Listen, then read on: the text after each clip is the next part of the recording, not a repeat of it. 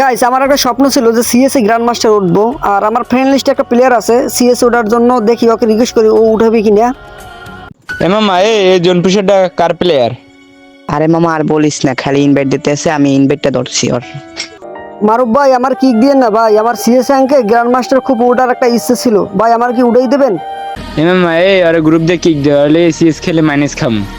মারুফ ভাই, আমার কিক দিয়ে না ভাই, আপনাদের সাথে একটা ম্যাচ খেলার খুব ইচ্ছে ছিল, আমারও গ্র্যান্ড মাস্টার ওঠার স্বপ্ন ছিল ভাই।